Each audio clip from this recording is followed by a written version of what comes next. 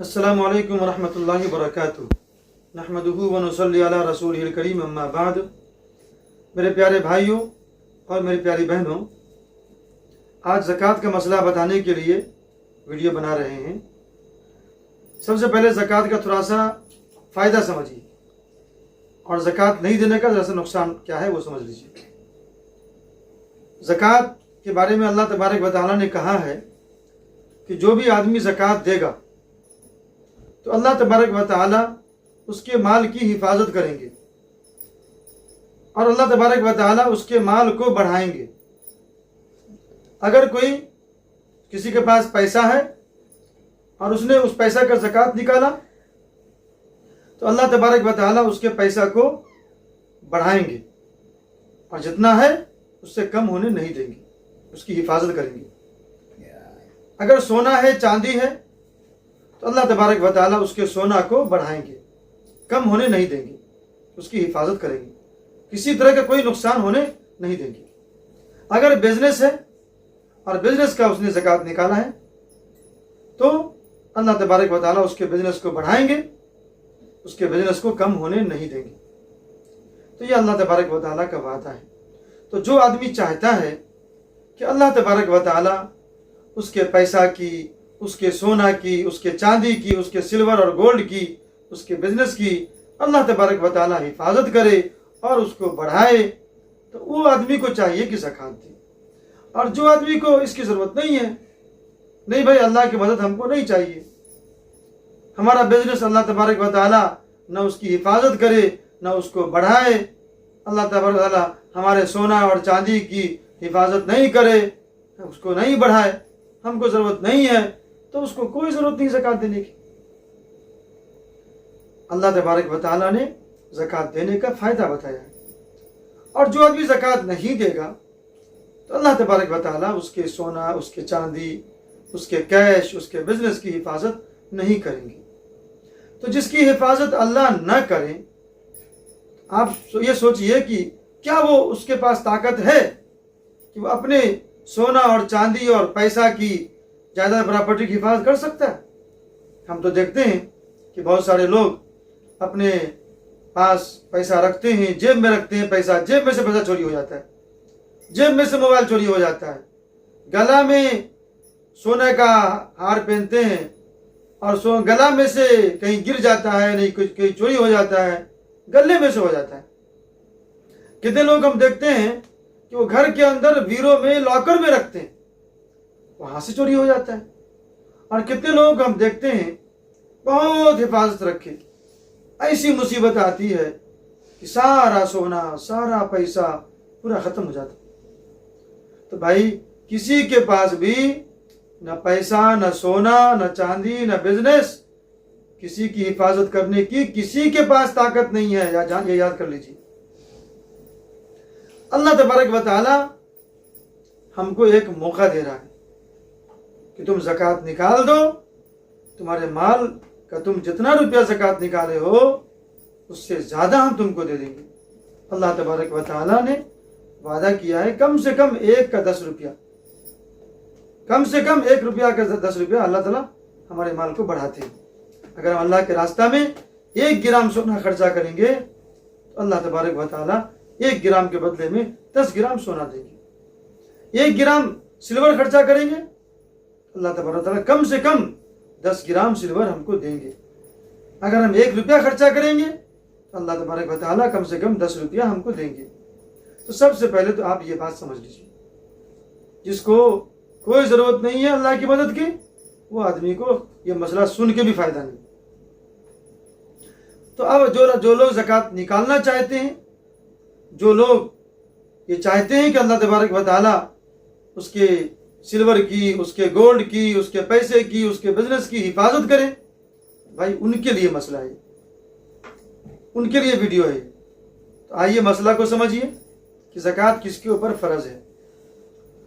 तो ज़कात फ़र्ज होने के लिए जो 2 चीज़ है, गोल्ड और सिल्वर, इसके हिसाब से मालूम करते हैं कि ज़कात कितना के ऊपर फ़र्ज हुआ, मेरे पर ज़कात फ़र्ज है या नहीं। ये मालूम करने के लिए गोल्ड और सिल्वर का वैल्यू मालूम करना पड़ता है। दो ही चीज़ है। ज़कात जो शहर के लोग हैं, जो खेती उती नहीं करते, जो जानवर नहीं पालते हैं, उनके लिए, जो आम लोग हैं उनके लिए 4 चीज़ पर ज़कात का मसला उनको मालूम होना चाहिए। नंबर 1 है गोल्ड, नंबर 2 है सिल्वर, और नंबर 3 है आपका रुपया पैसा कैश, और नंबर 4 है बिजनेस। ये 4 चीज़ अगर आपके पास है या इसमें से कोई एक चीज़ भी है तो फिर आपको मालूम करना चाहिए कि आपके ऊपर ज़कात फ़र्ज है नहीं। कैसे मालूम करेंगे? तो मालूम करेंगे हम गोल्ड और सिल्वर से। गोल्ड और सिल्वर ये दोनों में से जिसकी कीमत कम है, जिसका मोल कम है, हम उससे मालूम करेंगे। अगर दोनों का मसला जानेंगे तो ये भी जान लीजिए कि सिल्वर के बारे में है कि अगर 612 ग्राम और 360 मिलीग्राम किसी के पास अगर सिल्वर है तो उसके ऊपर ज़कात फ़र्ज है। और अगर गोल्ड है तो 80 पर 7 ग्राम और 480 मिलीग्राम, 80 पर 7 यानी कि 87 ग्राम और 480 मिलीग्राम। किसी के पास अगर सोना है तो उसके ऊपर ज़कात फ़र्ज है। अब मसला ये आता है कि दोनों का जो वैल्यू है, दोनों का जो मोल है, दोनों की जो कीमत है, वो ज़मीन आसमान का फ़र्क है। तो हदीस में ये लिखा हुआ है कि दोनों में से जिसका मोल कम है, चांदी का मोल कम है तो चांदी, और अगर गोल्ड का मोल कम है तो गोल्ड, किसका मोल कम है उसके हिसाब से हमको मालूम करना है कि मेरे पर ज़कात फ़र्ज है या नहीं। तो हमारे इंडिया में गोल्ड का मोल ज़्यादा है और सिल्वर का मोल कम है, तो यानी कि हम लोगों को जो ज़कात का मसला मालूम करना है वो सिल्वर के हिसाब से मालूम करना है। तो सिल्वर के हिसाब से मसला जब मालूम करेंगे तो मालूम यह होगा कि 612 ग्राम जो सिल्वर है उसका मोल अभी, आज जो मैं वीडियो बना रहा हूं 2020 पर 11 मार्च है, आज जब वीडियो बना रहा हूं तो आज सिल्वर का 1 ग्राम का मोल 300 रुपया है। उसके हिसाब से 612 ग्राम सिल्वर का जो मोल है वो 1,80,000 पर 3,000 रुपया होता है। तो 1,80,000 पर 3,000 रुपया जिसके पास, अगर किसी के पास खाली कैश है, अगर उसके पास सिल्वर भी नहीं है, गोल्ड भी नहीं है, तो 1,80,000 पर 3,000 रुपया अगर उसके पास कैश है तो उसके ऊपर ज़कात फ़र्ज है। ऐसे ही अगर किसी के पास सिल्वर भी नहीं है, गोल्ड भी नहीं है, और उसके पास बिजनेस है, तो बिजनेस जिसके पास होगा तो उसके पास कुछ ना कुछ कैश तो होगा ही होगा। तो कैश और बिजनेस का सामान दोनों को मिला करके अगर 1,80,000 पर 3,000 रुपया बन जाता है तो उसके ऊपर भी ज़कात फ़र्ज है। अगर उससे कम होगा तो ज़कात फ़र्ज नहीं होगा। 1,80,000 पर 3,000 के बदले में 1,80,000 पर 2,000 है, या 1,80,000 पर 3,000 नहीं है, 1,80,000 पर 2,900 है, तो उसके ऊपर भी ज़कात फ़र्ज नहीं होगा। 1,00,000 यानी कि 612 ग्राम चांदी का जो है ना वो मोल पूरा होना चाहिए। अब अगर किसी के पास ज़रा गोल्ड है, ज़रा सिल्वर है, ज़रा कैश है, ज़रा बिजनेस का सामान है, तो सब मिला करके अगर 1,80,000 पर 3,000 रुपया बन जाता है उसका वैल्यू, तो उसके ऊपर ज़कात फ़र्ज है। अब अगर मान लीजिए किसी के पास सिल्वर नहीं है और उसके पास बिजनेस भी नहीं है, उसके पास गोल्ड है और कैश है। गोल्ड कैश में इसलिए बोल रहा हूं कि कोई भी आदमी ऐसा नहीं है, औरत या मर्द, लेडीज हो चाहे जेंट्स हो, कि उसके पास कैश ना हो। कैश कम से कम 1 ग्राम जो सिल्वर का मोल है उतना तो सबके पास होता ही होता है।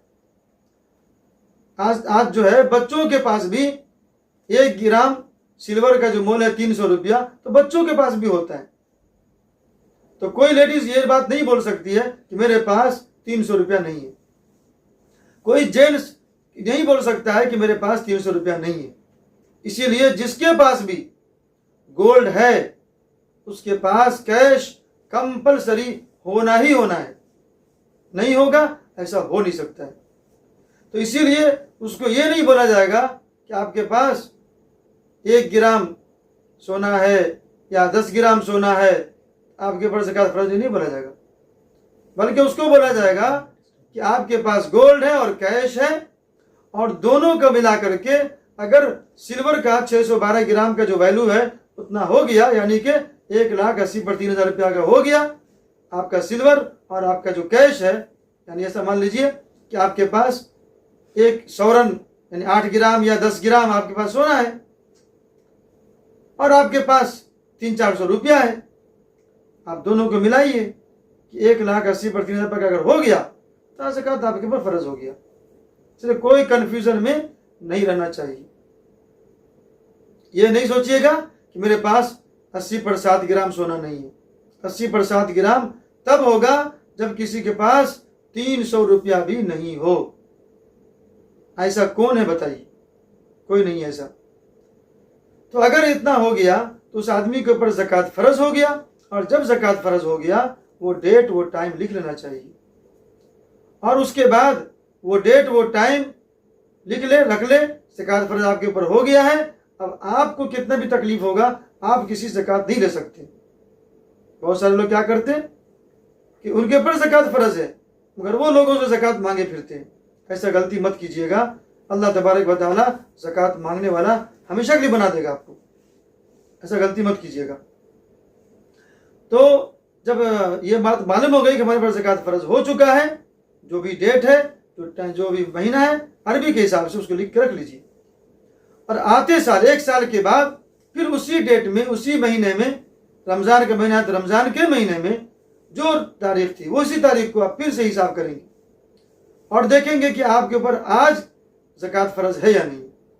अगर उस टाइम के हिसाब से जो भी 612 ग्राम चांदी का मोल होगा, अगर उतना का आपके पास सोना, चांदी, कैश सब मिला करके हो जाएगा तो ज़कात आप पर फर्ज होगा, और अगर नहीं होगा तो ज़कात फर्ज आप पर नहीं होगा, आप ज़कात नहीं निकालेंगे, और अगर होगा तो ज़कात निकालेंगे।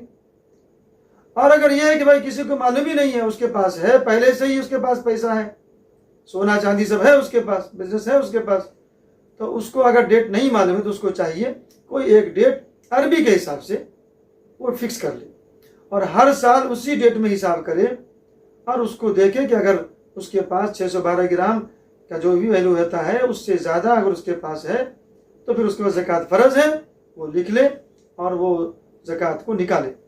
कैसे निकालेगा ज़कात? तो क्या करना है कि सिल्वर कितना है, कितना ग्राम है, और गोल्ड कितना ग्राम है उसको लिखे, और जो भी उसका मोल होगा वो मोल गूगल पे मोल मार करके मालूम कर ले कितने का उसके पास सिल्वर है और कितने का गोल्ड है। और जो कैश है तो कैश कितना आपके पास में है, कितना बैंक में है, कितना LIC पॉलिसी में है, फिक्स डिपॉजिट में है, कितना आपका घर का एडवांस दिए हुए हैं, दुकान का एडवांस दिए हुए हैं, ये सारा पैसा आपका है। किसी को आप कर्ज दिए हुए, सारा पैसा आपका है। ये सब को लिख लीजिए और टोटल कर लीजिए पूरा।